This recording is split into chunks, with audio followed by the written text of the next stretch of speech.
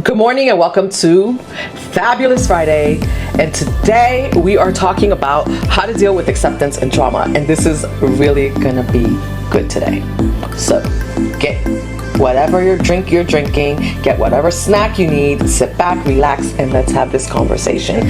And I think I might make this today a combination of Fabulous Friday and Are We in Mayberry, or should I say Are We in Haiti? Because we're going to be talking about acceptance and trauma as a question that came from one of my Haitian counterpart. So let's get right into it with no further ado, because I'm really excited about this. And by the way, trigger warning for you, because some of the things and the question that this Haitian person, I don't know if it's a man or a woman because it's anonymous, asks in this letter is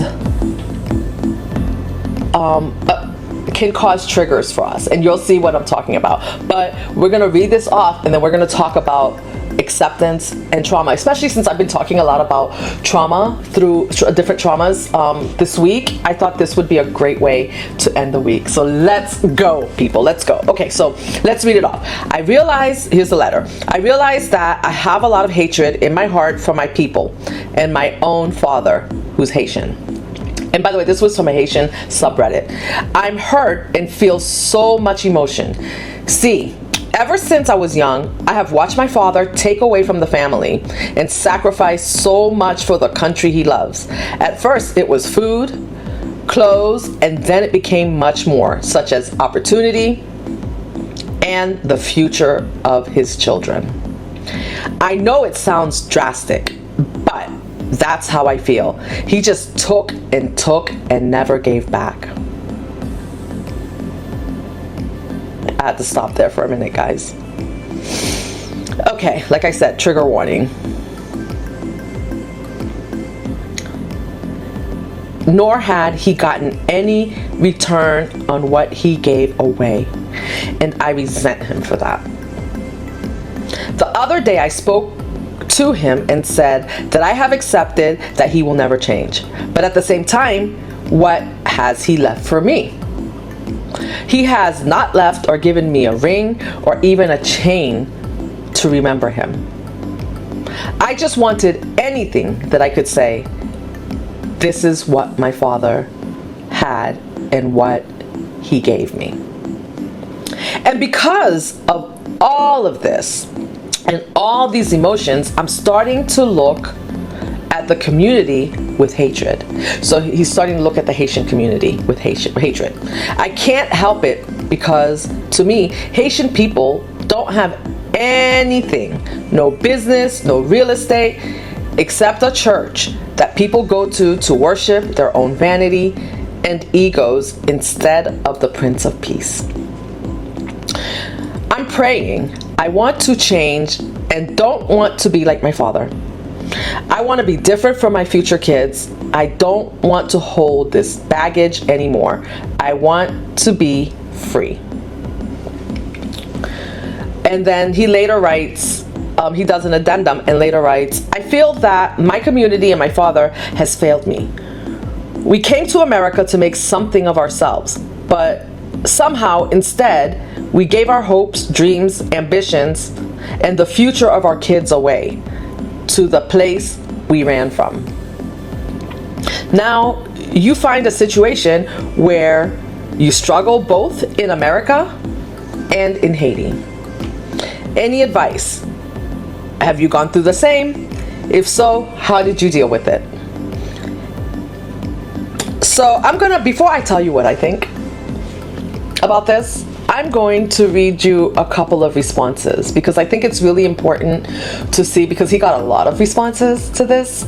It's really important to see that this is a feeling that a lot of Haitian kids and Haitian children have for various reasons. And it's really interesting, the responses that he got. So I thought a lot about your post since yesterday, and I think now I have the right words. This is a response that he got. Try your best to forgive your father. I know it's hard because I struggle forgiving my Haitian parents too. You have to understand these problems didn't start with him. They go much, much deeper in the pipeline, all the way up to slavery and our economic downfall, when the French made us pay them for our freedom. And the US wouldn't trade with us until we paid France. You have to look at the bigger picture. I also compare my parents to other people's parents. A lot of my adult friends get a lot of financial, social, and emotional support from their parents. And I have had to claw my way for success all by myself because my parents simply didn't have the skills, nor the knowledge, or economic resources to leave something for me. I harbor a lot of hatred towards my parents too because I feel like they have failed me. But the truth is, they are also victims. And as much as you crave it, they can't help you. Only you can help yourself. Like many have said, you are not your father. You have more knowledge and understanding of how the world works and what it takes to leave a legacy behind for your loved ones. Forgive them, not because they deserve it, but because you need it in order to leave a better future for your children and theirs. I thought that was powerful, right? Because I talk a lot about forgiveness, and I think that, you know, first you're angry, right? Like these are the stages of grief. First you're angry, and eventually to get to a good place in your own life, you have to forgive. You have to get to forgiveness. And I'm going to read one more before I get into my opinion, but let me find it. There was something someone said. Let me see.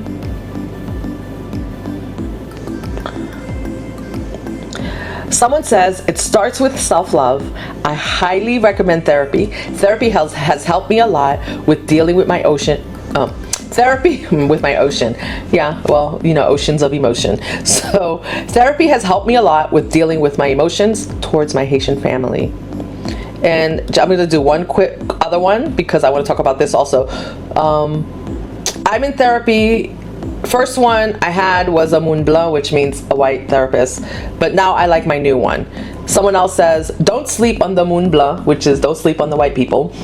It's true, they might not understand certain aspects of our culture and identity, but they have locked down enforcing boundaries and self-care. I've learned a lot from my white therapist. I'm glad you're enjoying it, blah, blah, blah. I'm glad you're enjoying your new therapist, though. Okay, so listen.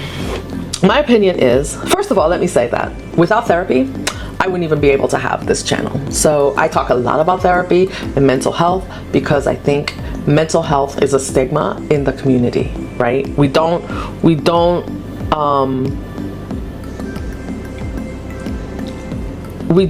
advocate for mental health. Like actually we just sweep everything under the rug and think like it's gonna be okay, even to the point of having toxic positivity, right? Like so when someone does something and then we just pretend like it's not happening, or we pretend like the behavior didn't happen and that they're the best person ever. It's like saying like your husband's abusing you and then you say, oh, that's the best husband ever. I can't believe because he brought you a gift. Now he's the best husband ever. That's toxic positivity because you're not dealing with the toxic behavior from that person. And so today we're talking about how to deal with acceptance and trauma, right? Because this man is, or man or woman, I don't know if it's a man or woman, is obviously really upset, like, right, with like, so he's at the beginning stages of grief where he hates his parents, he hates his dad, he hates his father. So we need therapy to deal with that, because we need to realize that, like one gentleman says, this is years and years of trauma in the making, going back to slavery and how Haiti was forced to pay for their freedom to France, which, by the way, that is still not paid off. So are they really free? Like the French came in and wanted to was going to take their freedom away if they didn't agree to this payment this debt that can never be paid off. And so can you understand? I can understand that there's a sense of constantly doing to try to help to pay something off that can never be paid off, and that shouldn't even be, right? Like, but that's a story for another day. But in the meantime, let's go back to what he says and how you're going to heal this trauma. It's therapy. And we really underestimate the power of going to therapy. And as one person mentions here also, that you're going to learn how to set boundaries. You're going to learn how to self-care. Maybe something that obviously, if you have a parent that's giving everything away and that's giving nothing back to the family, that person is not even taking care of themselves. Like, they may think they are, but they're not. And when you can see that, right, that's your clue, that's your first step, not to go into toxic positivity about the person. And also maybe get to the point, you want to get to the point where you're not hating on the person either, right? Because that's also toxic. That's more toxicity that you're bringing into the situation for yourself. That's not healing. And you need to figure out how you're going to heal yourself and not perpetuate the behavior. And how you're going to do that is you're going to learn how to set boundaries, which means that maybe with this person, like maybe with his father, there has to be a distance, right? So that he can heal himself and learn new ways of doing things, so that when he or she has kids, that they're not repeating the behavior. They're not repeating the cycle, right? And also self-care. Self-care, I talk a lot about that also on my channel. Self-care has been my savior, because self-care is not selfish. Self-care teaches you how to take care of yourself. It teaches the next generation how to take care of themselves, because when they see you take care of themselves, they know that these are things that they need to do, right? As opposed to giving everything away and not bringing anything back into the family. And then what can also sometimes happen due to this, to the fact that you're taking care of yourself, is that the previous generation, right, who's struggling, right, and repeating this generational cycle, they now can see that you're taking care of yourself and how that's working out for you. Maybe eventually they may not be happy at first because they don't understand like what you're doing. It's like, well, what are you doing? Like, why aren't you doing what I'm doing? Like, you just need to take everything you have and you give it away. No. Why? When you say no and you stop the cycle, that's going to put a bridge, and it's going to put a gap between you and whoever that is, parent, whatever, in the previous generation. That's going to kind of put a gap, and they may not be happy about it. Thus, therapy. You need therapy to deal with that, right? Because you're going to need therapy to deal with your conflicting feelings about their reaction and the boundary that you need to set. You can't go to the person who doesn't understand their behavior to ask them for help. You have to go to somebody else that understands about boundaries, that understands about self-care, right? To help you navigate through that, and helps you navigate through the changes that you're making and the backlash that you're going to get about the changes, because not everybody's going to agree with you. His dad or her dad is not going to agree, right? Especially if that's not what they're doing. They're not gonna just be like, oh yeah, I think that's great that you're doing it this way. No, they're gonna get backlash. They're gonna get told that they're being selfish. They're gonna get told a lot of things that will feel like they are being re-injured. But the reality is that as you work through this and you understand that hurt people, and this goes on for generations and generations, and you are the one deciding that you're going to put a stop to that and you're not going to pass that behavior on, you understand, like, yep, this is what's coming, and you're ready for it. And that may mean that you have to put distance between you and that person. That may mean that you have to stop talking to that person for a while so that you can heal yourself. And if and when the time comes that you can talk to that person again, that you can have, you're gonna have a boundary about how that conversation's going to go, and you're gonna know when to walk away. and it's going to be clear what you will and what you will not accept. And so the other part about healing, sometimes when we're upset, like we just want to lash back out at the person that is traumatizing us, right? And so that's also not healing, and that's also that also leads to more toxic behavior. And maybe that's what you've seen them do, right? Like you've seen them lash out, and so you're like, well, yeah, I'm gonna lash out at you, but it's not healing anything. Nothing is getting resolved by that, and it's not changing the cycle. So the idea is to change the cycle, to change the behavior, to create a better situation for future generations, not to just perpetuate the same behavior over and over again. And I was really wanting to come talk about this because I think a lot of people in general, you know, not just Haitians, but I know a lot of Haitians suffer from this trauma. I know a lot of us pretend like, yeah, everything's okay because that's what we're told, right? Like what happens in the household stays in the household. So when you go out, let's just pretend that everybody was perfect and they were the best. And here's the thing, that is toxic positivity. Now you don't have to go out, and you don't have to bash anyone, right? Because obviously, like this gentleman says in his response, he says, you know, they know not what they do. Like they are literally repeating a cycle. And once you start to understand that it's not their fault, you don't just go, it's not their fault, and then you let them continue to perpetuate the behavior and have you and that they want you to perpetuate. You go to therapy so that you can stop the behavior. You can figure out how to deal with the backlash that you're going to get when you set those boundaries. That's why you go to therapy. You know, I don't know why it's stigmatized, because people don't want you to change your behavior. They want you to repeat this because it's comfortable. That's what they know. Not because they could be mad about the previous generation, right? But they've gotten comfortable, and this is how things are done. So they just expect you to do the same thing. And when you're not doing the same thing, there's going to be a little hell to catch. Who do you think you are? Who do you think you are changing the way we do things? Who do you think you are telling me that what I'm doing isn't right? And the thing is that when you go and you take care of yourself, and you have like self-care routines for yourself to nurture yourself, because you're gonna have to nurture yourself in order to change and do something different than the previous generation. You're going to have to be able to nurture yourself in ways that they cannot nurture you, right? This guy or woman is waiting for her dad, or his dad wishes his dad could nurture him, and it's not gonna happen. So now you have to figure out how to nurture yourself, so that when you start to change the behavior, you're giving yourself the things, you're able to give yourself the things that you need when you're getting backlash. That's why you go to therapy. Like I said, would I even be able to come here without going to therapy? I have Haitian parents. I have a Haitian family.